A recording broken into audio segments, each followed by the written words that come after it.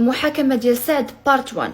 هادشي اللي غادي نعاود لك في هذا الفيديو غادي تحسبي راسك فحال حضرتي في الجلسه، حيت واحد الصحفيه تما كانت بقات كتلوح على الصفحه الرسميه ديالها في تويتر داكشي اللي كتقول القضيه وداكشي اللي تيقولوا المحققين وداكشي اللي كانوا كيسولوا سعد واللي كان كيجاوب بيه واللي كانت كتقولوا غيتا ولورا بالحرف الواحد. في اول المحاكمه سعد كان كيحاول انه يعاود قصه حياته، ففي الاول تيقول في هذا المقطع انه حاول يحافظ على المسيره الفنيه ديالو وتمنع من مزاوله المهنه ديالو اللي هي الفن واللي هي احياء الحفلات لمده 3 سنين بسبب ديال هذه القضيه هذه.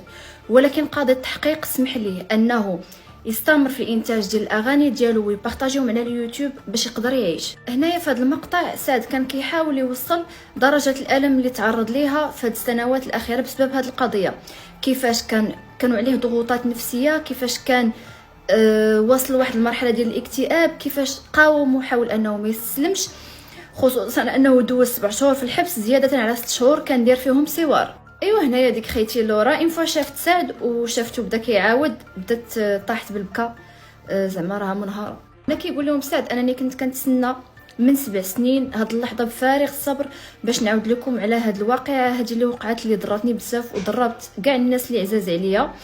في هذا الوقت هذه قاطعوا الرئيس وقال ليه باللي القضيه باغا تسولك على حياتك المهنيه. هنايا قال لي القاضي ديجا قلت لنا باللي راك كتنحدر من عائله فنيه، واش ممكن تحدد لينا؟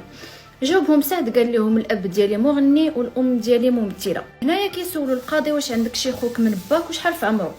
تيجاوبهم سعد باللي عنده اخ من با في العمر ديالو 50 عام.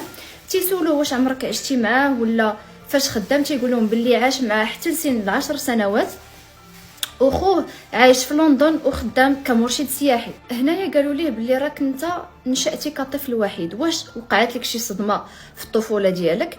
هنايا سعد كيقول لهم باللي الطفوله ديالو كانت زوينه وكانت الام ديالو فيها واحد الحس ديال الفكاهه وكانت ديما كتضحك معاه. من هنا كنستنتجوا انهم كانوا كيحاولوا يدرسوا النفسيه ديالو. هنايا سولوه واش كبرتي مفشش؟ سعد رد عليهم وقال لهم باللي هما عاشوا كناس من الطبقه المتوسطه، يعني ما كانش مفشش، زياده على انه في السن ديال 16 سنه كان مشى لامريكا باش ياخذ الباك ديالو. وسولوه واش قدرتي تاخذ الباك ديالك في امريكان؟ قال لهم باللي لا، انا تبعت الاحلام ديالي. هنايا كمل هو مبتسم وتيقول لهم باللي كان صغير وما كانش باغي يضيع الوقت ديالو. فسولوه قالوا ليه واش نجحتي في الكارير ديالك في هاد 10 سنين اللي بقيتي فيها في امريكان؟ قال لهم باللي كانوا كيتعرفوا عليه الناس في الحفلات اللي كان كيدير تما.